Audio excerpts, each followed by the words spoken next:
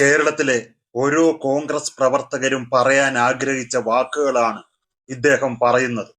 നിങ്ങളൊന്ന് കേട്ടു നോക്കൂ. കെ.സി. വേണുഗോപാലിന് അത്ര ധൈര്യം ഉണ്ടെങ്കിൽ, ജനാധിപത്യത്തെ അട്ടിമറിക്കാൻ വേണ്ടി ഉത്തരേന്ത്യൻ രാഷ്ട്രീയം ഇരിക്കൂറിന്റെ മണ്ണിൽ പാറ്റാൻ തന്റെ ഇടമുണ്ടെങ്കിൽ, കെ.സിയുടെ രാഷ്ട്രീയ ചരിത്രത്തിലെ ഏറ്റവും വലിയ പരാജയം ഇരിക്കൂറിന് കൊടുക്കും. പ്രതിഷേധം മാത്രമല്ല, അങ്ങനെയാണെങ്കിൽ കെ സുധാകരൻ മത്സരിക്കാൻ ആഗ്രഹിച്ചിട്ടുണ്ട്, അടൂർ പ്രകാശ് ആഗ്രഹിച്ചിട്ടുണ്ട്, ഷാഫി പറമ്പിലിന്റെ പേരിട്ടുണ്ട്, കൊടിക്കുന്നിൽ സുരേഷ് ഉണ്ട്.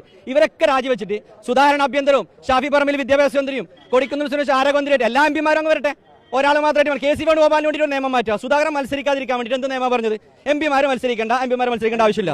അതാരാ പറഞ്ഞത്? കെ.സി. വേണുഗോപാൽ ഉൾപ്പെട്ട ഹൈക്കമാൻഡാണ് ആ വിഷയം പറഞ്ഞത്. സുധാകരന്റെ പിന്തുണ ഉൾപ്പെടെ കെ.സി. വേണുഗോപാൽ സുധാകരൻ രാഷ്ട്രീയ താല്പര്യങ്ങൾക്ക് വേണ്ടി ചെയ്യുന്നത്. ഞങ്ങൾക്കൊരു രാഷ്ട്രീയ താല്പര്യമില്ല, ഞങ്ങൾക്ക് രാഷ്ട്രീയ താല്പര്യമില്ല.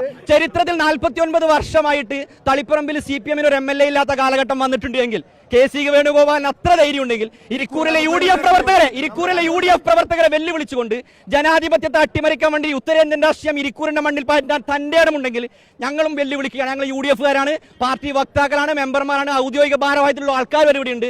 ഞങ്ങളും വെല്ലുവിളിക്കുന്നു. കെ.സി. വേണുഗോപാലിന്റെ എന്നല്ല, MP സ്ഥാനം രാജിവെച്ചിട്ട് ജനാധിപത്യത്തെ വെല്ലുവിളിക്കാൻ താല്പര്യപ്പെടുന്ന ഏത് MP ആവട്ടെ, ആരുമാവട്ടെ, അവരെ തോപ്പിച്ചിട്ട് കെ.സിയുടെ രാഷ്ട്രീയ ചരിത്രത്തിലെ ഏറ്റവും വലിയ പരാജയം ഇരിക്കൂറിന് കൊടുക്കും.